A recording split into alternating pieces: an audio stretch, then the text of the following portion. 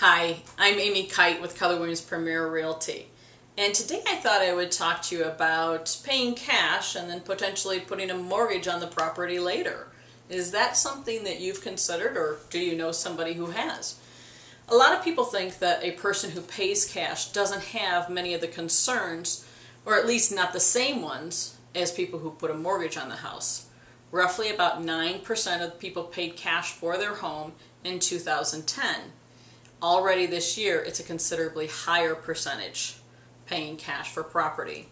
The first question that comes to mind when I hear someone say they want to pay cash for a home is, do you think you might put a loan on the home in the future? Paying cash may affect your ability to deduct the interest on a mortgage placed on the home at a later date. So let's talk about this. You go and you pay $300,000 for the house, and you know what, you know that in a year or two you're going to end up putting a $200,000 mortgage on the property. That may have a consequence when it comes to interest deduction on your taxes. A homeowner currently may deduct the interest on up to $1 million of acquisition debt. Okay, so you purchase the property, you put a mortgage on it immediately when you purchase. Up to $1 million, you can deduct that interest. Paying cash for a home establishes your acquisition debt at zero. So now you don't have that $1 million ceiling. You have, at this point, zero. You can't take any deduction.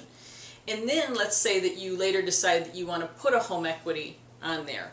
Your debt at that point is limited to $100,000 over acquisition debt. So your acquisition debt when you paid cash was zero. Now you can use the interest for $100,000 over that. So you get interest deduction for $100,000. Now, I would definitely suggest that you talk to your accountant about this, and you can also refer to IRS publication 936. So on the surface, paying cash certainly may seem more simple and may make it easier to get a better deal today, but there may be consequences later.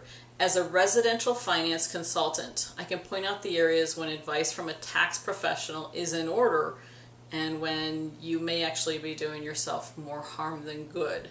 So if you are interested in purchasing a property today and potentially paying cash, I'd love to speak with you. I look forward to our conversation. Have a great day.